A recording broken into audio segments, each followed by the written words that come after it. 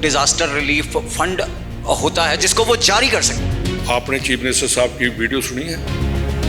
उनसे पूछ लीजिए कि वो डिजास्टर रिलीफ फंड कहाँ गया जो कहता है दिल्ली वाले नहीं देखेंगे, हमारे पास पैसा है।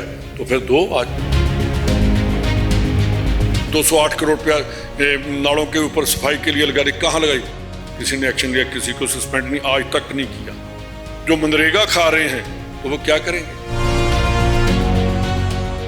जी नमस्कार, डे टुडे न्यूज़ भारत देखने वाले हमारे सभी दर्शकों का बहुत बहुत स्वागत है। डे टुडे न्यूज़ भारत जो है वो आपसे वादा करता है कि हम निष्पक्ष और निर्भीक तरीके से पत्रकारिता करते हुए अपने फर्ज को अंजाम देंगे और हमारा कोई भी पत्रकार किसी भी तरीके का विज्ञापन या फिर जो है वो तोहफा स्वीकार नहीं करेगा। और साथ ही साथ हम ऐसे लोगों की कोई खबर नहीं चलाएंगे जो लोगों को धोखा देते हुए ठगी को अंजाम देते हैं।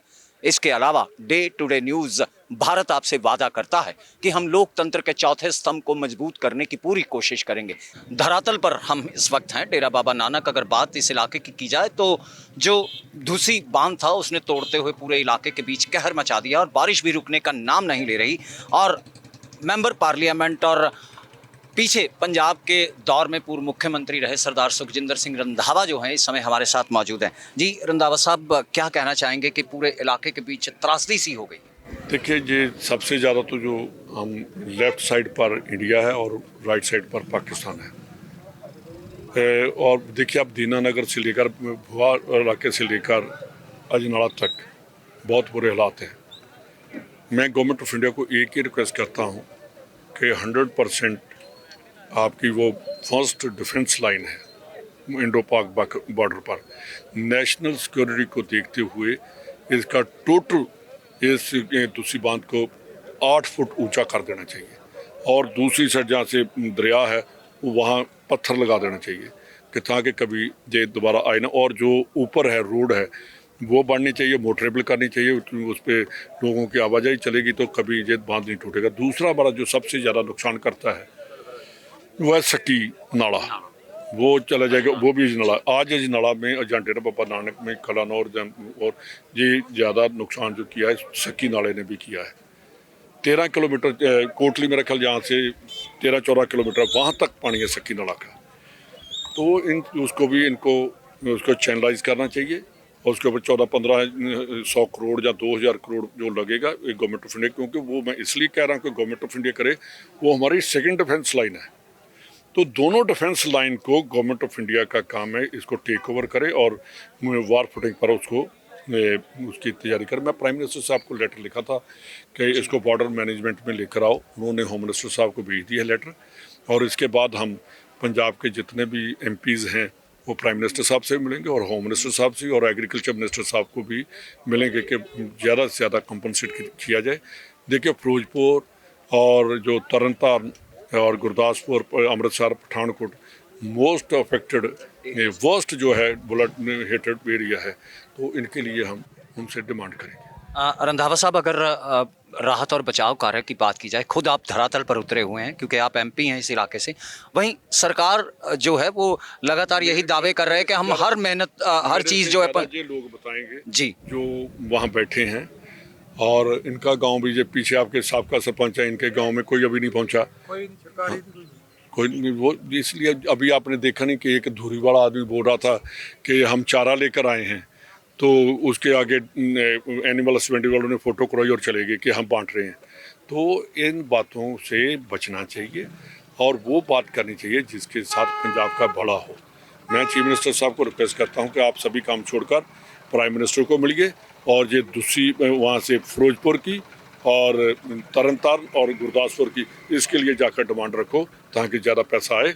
और अभी तो 88 के बाद 37 साल बाद ये दोबारा बाढ़ आई, आगे जो आएगी वो रोक लेनी चाहिए। रंधावा साहब, चलते चलते एक आखिरी सवाल कि जो राज्य के DC होते हैं उनके पास भी एक डिजास्टर रिलीफ फंड होता है जिसको वो जारी कर सकते हैं। सुन लीजिए, आपने चीफ मिनिस्टर साहब की वीडियो सुनी है? उनसे पूछ लीजिए कि वो डिजास्टर रिलीफ फंड कहाँ गया जो कहता है दिल्ली वाले नहीं देखेंगे, हमारे पास पैसा है। तो फिर दो। आज उसको क्यों रख कर बैठे हो? कहाँ गया वो पैसा? कौन ले गया? कहाँ गया आपका सेक्रेटरी इरिगेशन? क्यों दूसरी बांध टूटे? क्यों पानी आया?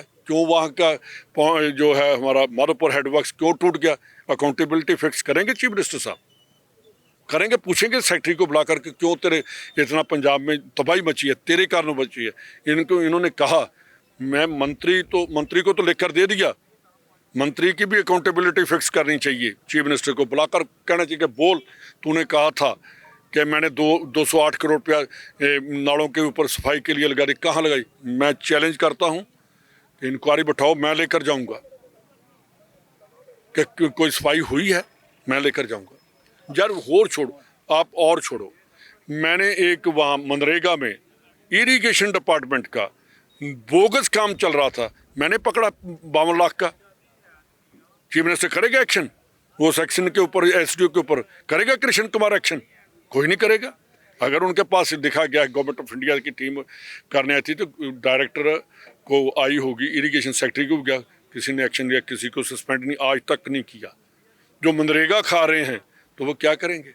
गृह मंत्री की ओर से टीमें भी भेजी जा रही हैं, क्या कोई टीम यहाँ पर? मैंने प्राइम मिनिस्टर साहब को जो लेटर लिखी थी, उन्होंने होम मिनिस्टर साहब को भेज दिया, टीमें आएंगी भी।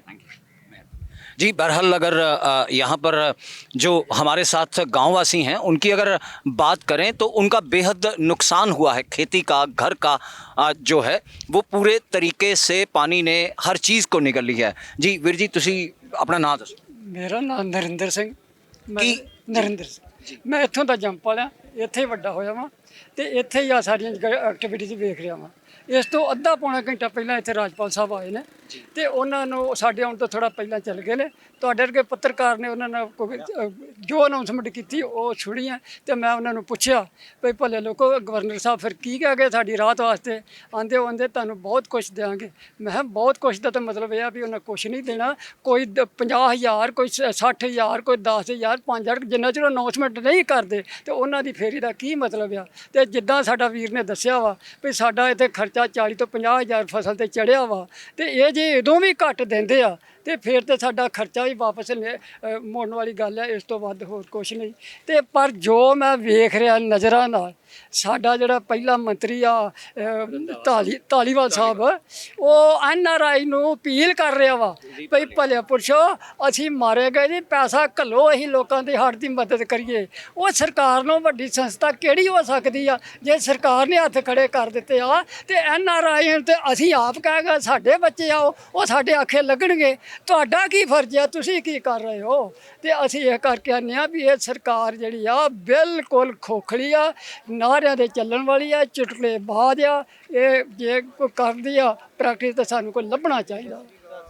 जी, बहरहाल अगर डेरा बाबा नानक के लोगों की बात की जाए तो लोग जो हैं वो परेशान हैं और उनका कहना है कि सरकार की तरफ से हालांकि किसी तरीके की उनको राहत तो नहीं भेजी गई, लेकिन पंजाब जो है वो जब भी आपदा के दौर में होता है, जब भी कोई बड़ी चुनौती उसके सामने आन खड़ी होती है तो पंजाबी एकजुट होकर एक दूसरे का सहारा जो है वो खुद ही बन जाते हैं। जी वीर जी, तुसी भी अपना नाम दसो। मेरा नाम जी पलविंदर सिंह है, ਅਸੀਂ ਇੱਥੋਂ ਦੇ ਰਹਿਣ ਵਾਲੇ हैं जी। तो सर ऐसा है कि जहाँ सिचुएशन जो है कभी भी नॉर्मल नहीं होती। आज से 4-6 मंथ पहले लड़ाई का एक दौर चला के लड़ाई लगी और हमारे एरिया वाले पर्सन ने, जितने भी लोग इधर खड़े हैं, हमने इधर से मिसाइल जाती आती देख ली हैं, व्यू देखी, पूरी रात नहीं सो पाए। उसके बाद आपके माध्यम से ये बात कहना चाहेंगे कि जो एरिया है ये जहाँ हम बॉर्डर पे खड़े हैं, जहाँ पे 2-3 चुनौती, जो बॉर्डर एरिया, जितना बॉर्डर तो बहुत बड़ा है इंडिया की बाउंड्री, वहाँ पे बॉर्डर वालों को बॉर्डर का खतरा होता है। हमें एक एक्स्ट्रा खतरा है, वो है फ्लड का। तो फ्लड आने के कारण दो मेन कारण हैं। पहला कारण ये है कि जो डैम है वहाँ एक्स्ट्रा पानी, चलो बारिश होती है वो नेचुरल होती है, लेकिन उसकी स्टोरेज को मेंटेन करना एक क्राइटेरिया होना चाहिए।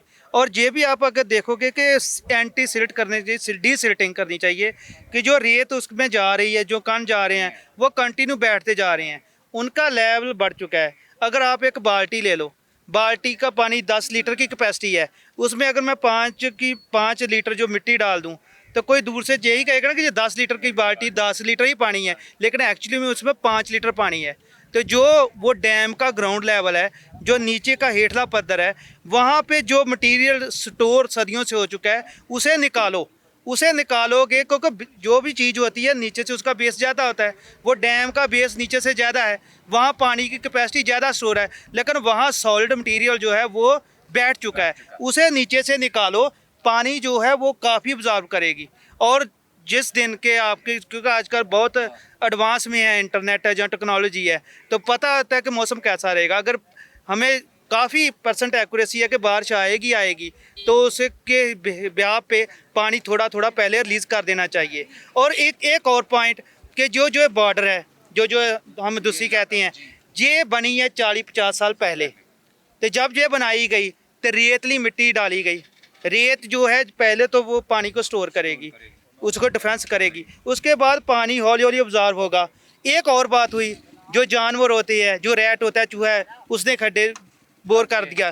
तीसरा पॉइंट और देखो, इसके बाद इसको डिफेंस को स्ट्रॉन्ग करने के लिए आर्मी ने अपने इसके अंदर मोर्चे बना दिए, पक्का मोर्चा डाल दिया। मोर्चा डालने के पहले 1-2 था, अब नंबरों मोर्चे हैं, तो वो मिट्टी उससे ही निकाली गई, उसके अंदर बनी। अभी जो पानी था वो अंदर बाउंड्री में गया, प्रेशर बढ़ा, दोनों साइडों से टच किया और गया। हम जहाँ देख रहे हैं कि पीछे देखो, बहुत बड़ा एरिया जो जहाँ से पानी आ गया। और एक और बात, आप अगर हमारी बात आगे पहुँचाओ कि हम बॉर्डर में रहते हैं, ये नौजवान खड़े हैं, ये बुजुर्ग खड़े हैं, जब ये थे जवान, जो बुजुर्ग थे, तो तब बॉर्डर एरिया को स्पेशल सहूलत दी जाती थी, जहाँ के नौजवानों को बॉर्डर एरिया का सर्टिफिकेट जारी किया जाता था, उसकी कहीं आर्मी में, कहीं नौकरी में अवेलेबिलिटी होती थी। दूसरा पॉइंट कि जो बॉर्डर एरिया का जो क्योंकि बॉर्डर पे है, इनको डबल ट्रिपल जो सिचुएशन ख़राब हो जाती है।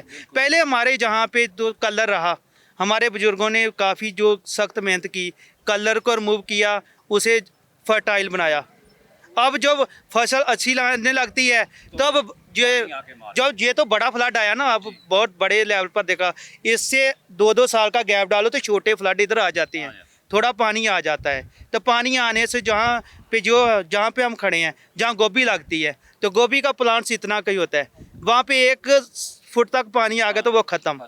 तो वो पानी उसमें अगर 3-4 घंटे रहा, भले वो नीचे आ जाए, वो फसल नहीं होगी। अब ऐसा सिचुएशन है, लोग क्यों रो रहे हैं? क्योंकि अब फसल बिल्कुल तैयार थी, 1-2 महीने के बाद जो कटाई शुरू होनी थी और गोभी तैयार थी। लोगों ने जाकर गुरुद्वारा में जाकर अपने जिस गुरु को पूजते थे, वहाँ प्रसाद के तौर पे पहली गोभी वहाँ पे खड़ी कि हम मत्था टेकने हैं, इसके बाद हम मार्केटिंग करेंगे। लेकिन उसके बाद मार्केटिंग क्या हुई कि आप देख सकते हो। तो इसके बाद यही नहीं है, जहाँ किसान का नुकसान हो चुका है, वहाँ जो लेबर कास्ट है उनकी भी दिहाड़ी नहीं लगी है, वो भी हुआ है। तो अब हम उन पर्सन का भी थैंक्स करेंगे जो बहुत दूर से आकर, हमें नहीं जानते, वो मटेरियल लाए हैं, वो खाना लाए हैं, वो। और एक और चीज़ है, अब तो खाना आ रहा है, वो तो डेली नीड है। उसके बाद जो लॉस हो चुका है बिल्डिंग का, उसके लिए परमानेंट बिल्डिंग का, परमानेंट फर्नीचर का अगर कोई आपके माध्यम से देखे तो वो सहूलत देनी चाहिए। और इसके बाद ज़्यादा, क्योंकि जो किसान का नुकसान हुआ है, बड़ा बजट जारी करना चाहिए। अब बजट देखो, जहाँ इसको बचाने के लिए भी बजट आया ना, भी लगा दिया, लेकिन इससे पहले अगर जारी कर दिया जाता, जहाँ इसको रोक लिया जाती, जैसे भी हम यही कहेंगे कि जो किसान है पर एकड़ उससे मैक्सिमम जो अमाउंट जारी किया जाए, जो क्योंकि 3-4 फसल जो है वो एक सीजनल क्रॉप है, अब पक रही है, ये तो नहीं ये ख़त्म हो गया अभी लगा लो, नहीं, नेक्स्ट सीजन में वो लगेगी, जैसे वो जब उसका सीजन आएगा। इसलिए आपको रिक्वेस्ट यही है कि एक बड़ा बजट सरकार, सेंटर सरकार, पंजाब सरकार जारी करे, इनको दे। बॉर्डर एरिया के नौजवानों के लिए स्पेशल कोटा बहाल किया जाए, और जो मुलाजिम दिन रात एक कर रहे हैं, उनका बॉर्डर एरिया चलता था वो ख़त्म किया गया है। आपके माध्यम से कहेंगे वो बॉर्डर एरिया जारी किया जाए।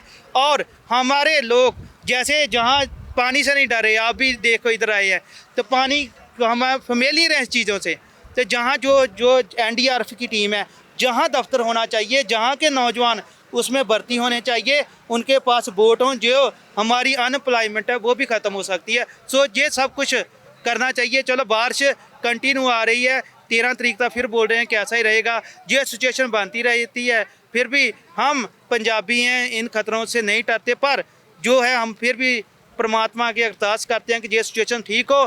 आपके रहने का कोई प्रॉब्लम आए तो हमें बताइए, हम आपके लिए हाजिर हैं, खाना जहाँ भी आप बोलेंगे हम वहाँ स्टे आपका कराएंगे। शुक्रिया जी। जी देख सकते हैं कि ये मेरा पंजाब है, ये पंजाबी हैं और यही पंजाब की दरिया दिली है। भले सिर पर खुद मुसीबत हो लेकिन ये लोग जो हैं वो मीडिया को भी इस तरीके की बात कह रहे हैं कि आपके लायक, हमारे लायक कोई भी सेवा हो, चाय पानी लंगर पानी, वो करने के लिए तैयार हैं। ये है जज्बा मेरे पंजाब का, ये है मेरे पंजाब के लोग और ये है पंजाब की पंजाबियत। लेकिन ਸਾਰੇ ਰਲ ਕੇ ਹੁਣ ਇਹੀ ਅਰਦਾਸ ਵਾਹਿਗੁਰੂ ਅੱਗੇ ਕਰ ਸਕਦੇ ਆ ਕਿ ਔਕੜ ਦੀ ਇਸ ਘੜੀ 'ਚੋਂ ਜਿਹੜਾ ਹੈਗਾ ਉਹ ਪੰਜਾਬ ਨੂੰ ਛੇਤੀ ਤੋਂ ਛੇਤੀ ਕੱਢਣ, ਆਪਣਾ ਮਿਹਰ ਭਰਿਆ ਹੱਥ ਸਭ ਦੇ ਸਿਰ ਤੇ ਰੱਖਦੇ ਹੋਏ ਜਿਹੜਾ ਹੈਗਾ ਉਸ ਨੂੰ ਉਸ ਦੀਆਂ ਭੁੱਲਾਂ ਚੁੱਕਾਂ ਮਾਫ ਕਰਦੇ ਹੋਏ ਕਿਰਪਾ ਦਾ ਮੀਂਹ ਹੁਣ ਵਰਸਾਨ ਤੇ ਜਿਹੜੀ ਇਹ ਬੱਦਲੀ ਬਾਰਿਸ਼ ਹੋ ਰਹੀ ਹੈ ਇਸ ਨੂੰ ਰੋਕ ਦੇਣ।